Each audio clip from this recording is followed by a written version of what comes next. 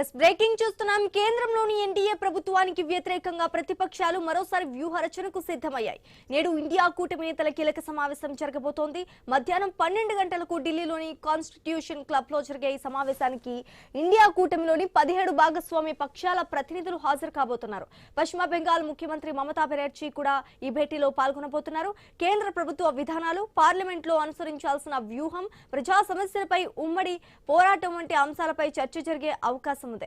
సమావేశం అనంతరం ఎన్డీఏ సర్కారుకు వ్యతిరేకంగా ఉమ్మడి కార్యాచరణ ప్రణాళికను ప్రకటించే అవకాశాలు కనిపిస్తున్నాయి.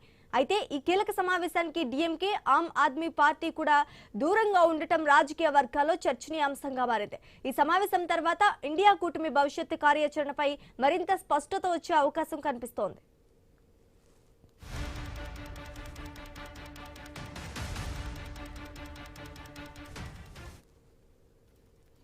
కేంద్రంలోని ఎన్డీఏ ప్రభుత్వానికి వ్యతిరేకంగా ప్రతిపక్షాలు మరోసారి వ్యూహ రచనకు సిద్ధమయ్యాయి. నేడు ఇండియా కూటమి నేతల కీలక సమావేశం జరగబోతున్నట్టుగా తెలుస్తోంది.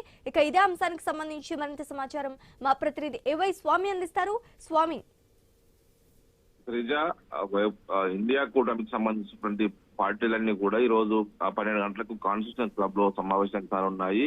భారతీయ జనతా పార్టీ ఆధ్వర్యంలో కొనసాగుతున్నటువంటి ఎన్డీఏ సర్కార్, నేషనల్ డెమోక్రటిక్ అలయన్స్ సర్కార్ కు వ్యతిరేకంగా భవిష్యత్ కార్యాచరణను సిద్ధం చేయడం కోసం ఇండియా కూటమి సమావేశం అవుతున్నట్టుగా తెలుస్తుంది. ఇప్పటికే ఇండియా కూటమిలో కీలకంగా పెద్ద పార్టీలుగా ఉన్నటువంటి టీఎంసీ, అదేవిధంగా ఇటు డిఎంకే, వెస్ట్ బెంగాల్లో టీఎంసీ, తమిళనాడులో డిఎంకే, రెండు పార్టీలు కూడా కీలక భాగస్వాములుగా ఉన్నారు. పార్లమెంటు బయట కూడా కేంద్ర ప్రభుత్వానికి వ్యతిరేకంగా బలంగా దళం విల్పించేటువంటి రెండు పార్టీలు కూడా ఇప్పుడు రీసెంట్ గా జరిగినటువంటి తమిళనాడు, వెస్ట్ బెంగాల్ ఎలక్షన్స్ లో ఈ రెండు పార్టీలు కూడా అధికారాన్ని కోల్పోయి ప్రతిపక్షానికి పరిమితమయ్యాయి. మరోవైపు ఇప్పుడు డిఎంకే పార్టీ ప్రధానంగా తమిళనాడులో జరిగినటువంటి పరిణామాల దృష్ట్యా కాంగ్రెస్ పార్టీ తమకు ద్రోహం చేసిందని చెప్పేసి కూడా భావిస్తూ ఉన్నారు.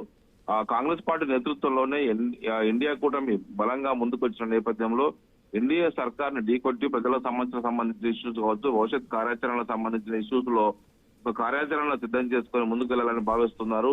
ఇటీవల జరిగినటువంటి పార్లమెంట్ సమావేశాల్లో, ప్రత్యేక సమావేశాల్లో ఇటు మహిళా రిజర్వేషన్ బిల్లు కావచ్చు, పార్లమెంట్ నియోజకవర్గ పోరాటం చేసే బిల్లును వీగిపోయే విధంగా చేశారు. ఇప్పుడు అదే విధంట్ మరొకసారి పార్లమెంట్ లో ఈ బిల్లులు వస్తున్నాయని చెప్పేసి చర్చ జరుగుతున్న నేపథ్యంలో ఎలాంటి కార్యాచరణ తీసుకోవాలని చెప్పేసి కూడా ఈ పార్టీలన్నీ కూడా చర్చించే అవకాశం కనబడుతుంది. ఈ సమావేశానికి ఆమ్ ఆద్మీ పార్టీ కూడా దూరంగా ఉండే అవకాశం కూడా ఉన్నట్టుగా తెలుస్తుంది. ఢిల్లీలో అధికారం కోల్పోయిన తర్వాత ఆమ్ ఆద్మీ పార్టీ కూడా దేశవ్యాప్తంగా కొంత ఇబ్బందికర పరిస్థితిని ఎదుర్కొంటుంది. అనేక రాష్ట్రాల్లో కొంత ప్రభావాన్ని చూపినటువంటి ఆమ్ ఆద్మీ పార్టీ కూడా ఇండియా కూటమిలో కీలకమైనటువంటి పార్టీగా ఉంది.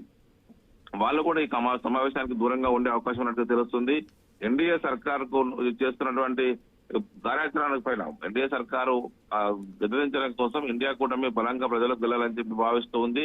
ఒకవైపు అంతర్జాతీయంగా తలెత్తిన పరిణామాలు కావచ్చు, భారత్ లో ఒకవైపు ఆర్థికంగా ఇబ్బందికర పరిస్థితి ఉంటుందని చెప్పేసి కూడా ఇటీవల కాలంలో రాహుల్ గాంధీ పదే పదే మాట్లాడుతున్నారు. వచ్చే సంవత్సరం ఎన్డీఏ సర్కారు లో భాగంగా మన్మోహన్ ఒకవైపు ఇటు ప్రైమ్ మినిస్టర్ నరేంద్ర మోడీ గద్దె దిగుతారని చెప్పేసి కూడా రాహుల్ గాంధీ ఒకవైపు పదే పదే మాట్లాడుతున్నారు. ఇలాంటి సమయంలో కాన్స్టిట్యూషన్ క్లబ్ లో నిర్వహించేటువంటి సమావేశానికి ఈ 17 పార్టీలో ఉన్నటువంటి ఇండియా కూటమిలో ఇప్పుడు డిఎంకే, అదేవిధంగా ఆమ్ ఆద్మీ పార్టీ దూరం అవుతే మిగతా పార్టీలన్నీ కూడా పాల్గొనే అవకాశం కనబడుతుంది. ప్రధానంగా మమతా బెనర్జీ లాంటి కీలక నాయకురాలు ఇప్పుడు ఈ భేటీ తర్వాత ఎలాంటి అంశాలను తెరపై తీసుకొస్తారని చెప్పేసి కూడా అందరూ భావిస్తూ ఉన్నారు. Sreeja, right, thank you Swamy.